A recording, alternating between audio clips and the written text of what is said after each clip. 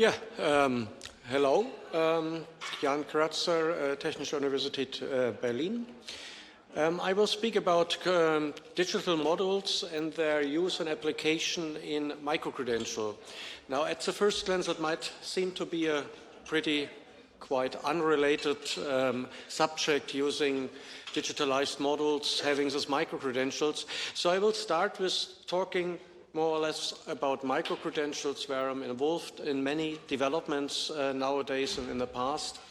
And I experience intensive discussion in many academic institutions what microcredentials might be, how they might look be, how it might be created in the future, how they might be institutionalized in German higher education and beyond. So to get that a bit ordered, just have a look at a document from the European Union itself, which actually clearly makes a distinction between microcredentials that are handed over by higher educational institutions and microcredential beyond that, in a frame of lifelong learning, in the frame of specialization, in the frame of reorientation in a professional sense. That microcredentials can be handed out from all institutions, also from institutions of higher education, but that don't have to follow credit rules, educational standards, as we have said it at the higher educational institutions. So you have a whole set which might be labeled microcredential that's extremely diverse for very diverse groups. As a part of lifelong learning, as a part of specialization, as a part of in-job learning and qualification. So they have many, many demands, many segments of possible customers that will ask for that will demand that. So I'm not talking about that very diverse field. I'm talking about microcredentials in higher institutions that follow institutional regulations as a European credit transfer system. And that has already been long existent. We had a discussion already decades ago, 50, 60 years ago, about minors in the US, in Asia, in Europe. In Germany, we have embedded semi-mandatory blocks of modules as a kind of minors in many bachelor and master directions. We had it before. So actually, when we speak about microcredentials in academic, we have that. We actually don't need a discussion about it. And it resembles somehow US minors as they're established and have a certain size that is well defined. You find it back wherever you look, at certificate courses, at so-labeled minors, at so-labeled semi-mandatory parts of a study. So it's between 18 and 19 European credit points. It has a consistent educational structure and theme. And that what is developing as microcredentials as a third degree as next to bachelor and master in Europe. Certain countries have already institutionalized that. If you look at our neighboring country in Poland, they have institutionalized the microcredentials academic degree with 30 credit points already. And there are other countries that also do. So that will come. It will be a third degree, but it will also serve the purpose of a lot of educational cooperations beyond our own institution in international sense, in Europe and beyond Europe. It can serve as integrating much more trends and interdisciplinarity in the study by offering microcredentials next to existing study programs. It can serve to a sense-making of the increasing free elective part of our studies in Germany, so that the students have a choice to make a really sense-making third degree in their free electives, and they have a choice what to do, and we have to offer that. So it makes a lot of sense to create a third degree which can be obtained next to a common study program. But why do we need digital modules, digital education to that? That's, in my view, a very necessary ingredient if we go along the line of dislocated students. If the students are all at one university and just can go to offline lectures, lectures in presence, we don't need it. But we will have more and more of those micro-credentials beyond certain locations, and with that, a certain degree of digitalization is necessary in a model structure of micro-credentials. I'm involved, I was responsible for designing the minor in innovation entrepreneurship for the ETA Digital, European Institute of Innovation Technology, combining 20 different European universities, also a number of German universities as TU Berlin, TU Munich, and University of Saarbrücken. But there are many more European universities. I'm involved in the development of the micro-credential sustainable entrepreneurship within the Enhanced Network. Is a European network university consisting out of 10 universities. I will come later to that. I'm now started the development of a micro-credential in construction work, buildings, mobility, with partners in Berlin, around the Berlin universities. You see the degree of co-location is decreasing every step. And I'm responsible for micro-credential in chemistry. That's only at TU Berlin, but from different faculties. So there's still a bit of dislocation. Of course, it's one university. But you see, the need for digital models and for digitalization goes down. If we have 20 universities distributed among Europe, you actually need some digital parts, components of making a micro-credential or even a minor possible.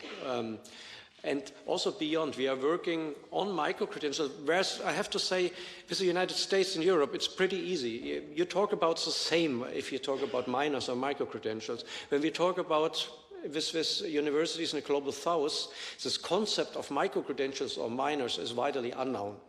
It would make a lot of sense also creating on the lowest educational level, on the smallest level, micro-credentials or minors, largely with digital content, to interlink, to cooperate with a lot of universities in a global south. We are busy with that in Egypt, in Tanzania, in Pakistan, but that's still a way to go to really get it established there. But we should actually take it as granted that it is established here, and it is only a few steps ahead that we really will institutionalize that. How it works, I mean, in Germany, it's pretty easy, even easier in Berlin, because in Berlin, students have a very large part of free electives. Students can actually embed it in a bachelor or a master in their free electives and maybe go a bit beyond, a bit, but not much. If you speak about 25%, 20% of free electives in the study program, you actually can embed a micro-credential in your free electives, and you make a choice, can make a choice out of the micro-credentials offered. The whole effort now was based on the program financed by DAAD on digitalizing international programs. We are running a Master of Science program in Innovation Management, Entrepreneurship and Sustainability at TU Berlin, a very international program with students from more than 80 countries.